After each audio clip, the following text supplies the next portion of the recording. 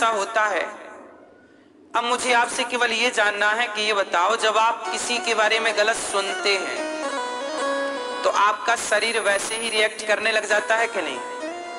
बोलो हाँ या ना। मन, बुद्धि, शरीर, इंद्रियां सब वैसे ही दिशा पे चल पड़ती हैं कि नहीं?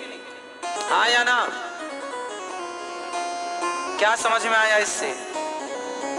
इससे ये समझना है कि जब हम गलत बातें सुनते हैं तो वो गंदगी हमारे भीतर आकर बैठ जाती है। गुस्सा हमारे भीतर आ गया, क्रोध हमारे भीतर आ गया। जब आप किसी लड़की लड़के के बारे में गलत बात सुनते हैं तो काम वासना आपके भीतर आकर बैठ जाती है। उसी तरह जैसे आप सुनते हैं ना, वो चीजें आपके भीतर तुरंत आ जाती हैं। हाँ या ना? उसी तरह जब भगवान के बारे में आप सुनते हैं तो भगवान तुरंत आपके मन मंदिर में आके बैठ जाते हैं। जैसे आप निंदा चुगली सुनेंगे तो तुरंत आपके अंदर क्रोध आके बैठ जाएगा और वो क्रोध फिर अपने इशारों से आपको नचाएगा। आप पराई स्त्री पराई पुरुष के बारे में सुनेंगे तो वो काम वासना आपके अंदर आके बैठ जाएगी, फिर वो आपको अपने तरीके से नचाएगी। इसलिए कहते हैं, शास्त्र कहते हैं कि कभी पराई स्त्री के बारे में सुनना भी नहीं चाहिए। पराई स्त्री के बारे में कोई स्त्री के रूप का वर्णन कर रहा है, जैसे आप बैठे हैं और आपका दोस्त कह रहा है यार वो फलानी स्त्री कितनी सुंदर है, उसकी आंखें, उसका शरीर, उसका, जैसे ही आप उसकी सुंदरता को सुनेंगे ना, क्या होगा? आपके शरीर में रोमांच होने लग जाएगा। हाँ या ना? आप किसी पुरुष के बारे में सुनिए कितना सुंदर है, आपका शरीर अलग तरीके से रिएक्ट करने लग जाएगा। ये बातें सही हैं या गलत हैं? बोलो, सही है? इसका मतलब सुनने का बॉडी पर पूरा, केवल बॉडी पर नहीं, आपके मन पर, आपकी बुद्धि पर प्रभाव पड़ता है या नहीं? उत्तर दो भाई। सीता मां के बारे में रावण को सूर्पनखा ने सुनाया ही तो था। सूर्पनखा ने रावण को क्या बोला? अरे राम की पत्नी बहुत सुंदर है, उसकी आंखें, एक एक अंग का वर्णन किया है वहां पर सूर्पनखा ने रावण से। तब तो रावण उत्तेजित हुआ, तब तो उसने प्लान किया कि चुराना चाहिए। यदि सुना ही नहीं होता तो चुराता क्यों? बात समझ में आई ना? क्यों? बात समझ में आई ना?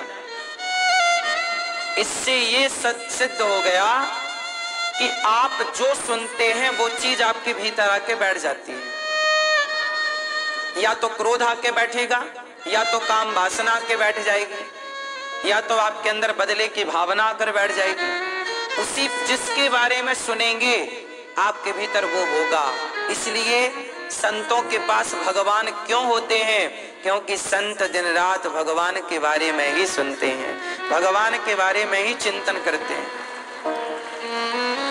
अब देखो ना, आप किसी पराई स्त्री का चिंतन करने लग जाओ, आप कुछ मत करो, केवल आंखें बंद करो, एक पराई स्त्री के बारे में सोचने लग जाओ, अपने आप आपका तन, आपका मन उस ओर खींचने लग जाएगा।